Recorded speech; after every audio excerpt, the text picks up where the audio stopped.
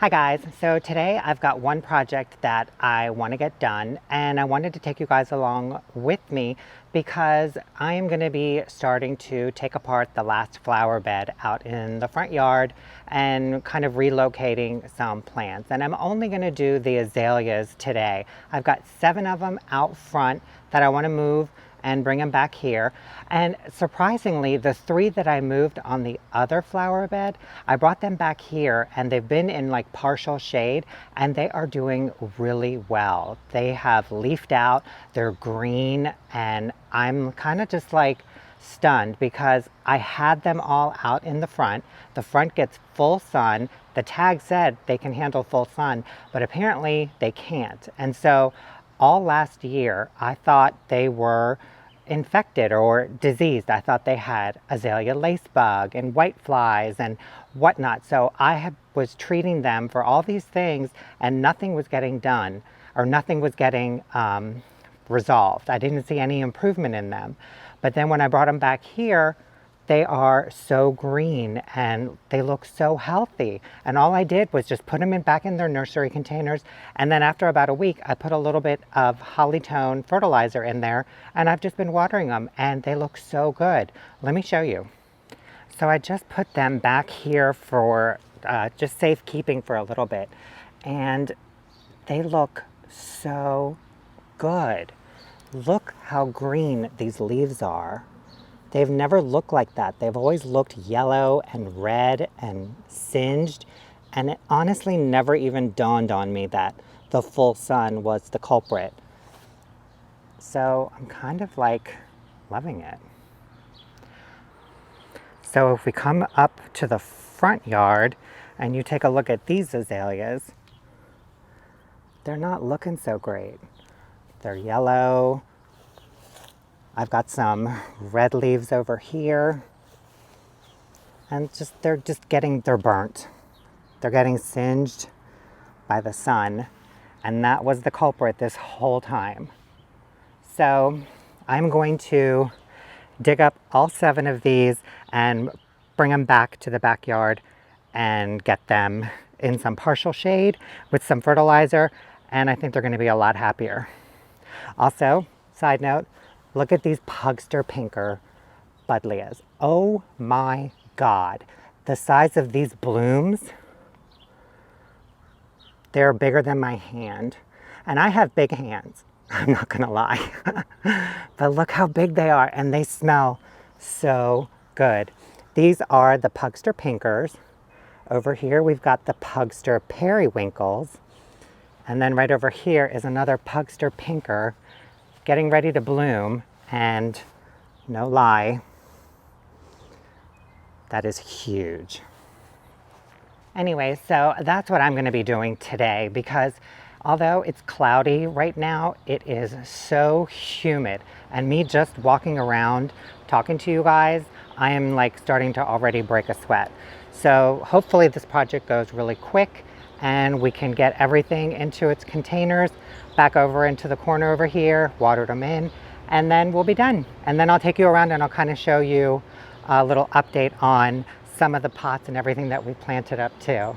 And here's what I'm going to be using today in my little cart. I've got a little shovel, trowel, my gloves, 7 nursery containers, my kneeling pad, and of course, when it's this humid and hot out, Pedialyte. Okay guys, so I'm just going to bring everything out front and get to work.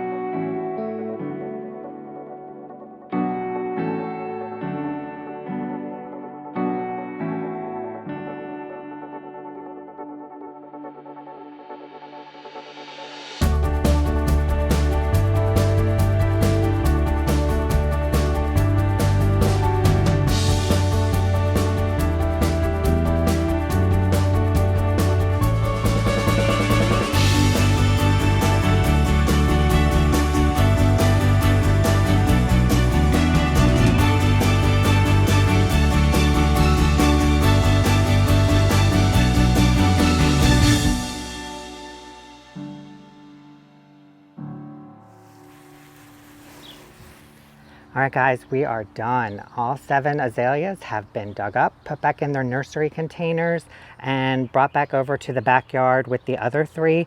I had completely forgotten that there was landscape fabric in this bed, so I was struggling a little bit trying to get some of the azaleas out because they had rooted into the landscape fabric. So just another reason why I kind of sort of tend to shy away from landscape fabric a little bit. But because this grass is so aggressive and it wants to grow into the bed, no matter how deep I kind of go, I opted for the landscape fabric. So yes, it's kind of like a love and hate relationship with it. I decided to wait until the downspout is relocated and the grass has been ripped up before I dig up the rest of this bed, because the last time I dug up the buddleias and put them back in their containers, they kind of shocked a little bit too much and dropped a lot of their leaves. So I'm just going to hold off because I want to be able to just dig them up and relocate them back into the ground in another area. I don't want to put them back in their containers. But let's go back and I'll show you the azaleas. And real quick, here are the plants that we had rescued and trimmed up. Aren't they looking really good? These are the buddleias. These are all the hydrangeas. I did pick up a couple more little limes from the clearance rack and trimmed them all up. These are the 2 newest ones. This is the one that I did in the previous video, and it's already starting to flower. And these are the limelights, and we've got some flowers coming up too, so they are just doing really well. Here's the salvia and the veronicas. And over here we've got the Sweet Romance lavender, which some of them are rebounding, some of them are not. So that's okay. I expected to lose a few. And here is where the azaleas ended up for now. All 7 of them are lined up here. I've got them all watered in. They're right next to the other 3 that I took out a couple weeks ago. And they're just going to hang out here. I will probably have to move them over a little bit when the contractors come to do the retaining wall. But we ended up getting bumped because of the weather. So hopefully they'll be back here in a couple weeks and start the retaining wall. So until then, I'm just going to leave them right here. As I said, I did water them in. And in about a week or so, I'm going to come back and put some Hollytone on them and just kind of give them a little bit of nutrition, because I think between the full sun and just being in that landscape fabric or underneath that landscape fabric, I think it was just a little too much for them because their roots were bound up in it. But I think they're going to be a lot happier here, and I may eventually put them right over here since we're going to be getting rid of this little hedge here and it gets most shade and partial sun. I may put the azaleas in right there. And I also wanted to take you around and just kind of give you a quick update of everything. This is the 1 plant Supertunia Vista bubblegum. It is doing phenomenal. Look how huge it is compared to what it was when we planted it. And right over here, we've got the sweet potato vine with the Play in the Blues salvia, our fig tree, blueberry bush, everything over here that we dug out from the previous beds are just kind of hanging out here. Just kind of enjoying their life. The buddleias are blooming, the boxwoods are happy. Over here we've got our strawberry and herb container that we planted up, and everything is just looking great. I haven't seen any strawberry blooms yet, but it has been sending out some runners. We've got the basil, the rosemary, the chive, and the strawberry plants are all over. The other sweet potato vine and salvia, and here's our other Supertunia Vista bubblegum. And this is just growing crazy. Looks so good, doesn't it?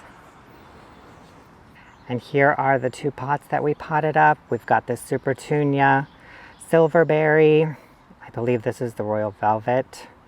And the Truffula Pink Gumfrina. And on the other side, a sweet potato vine. And they're looking really good. I'm really happy with them. Here's the rest of the tomatoes and squash that we have left.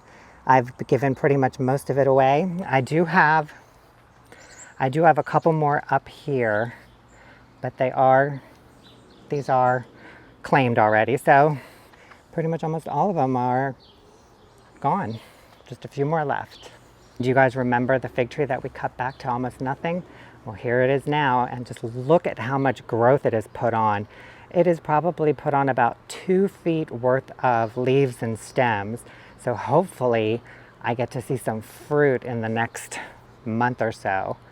But isn't it just amazing what these plants can do? They are hardy.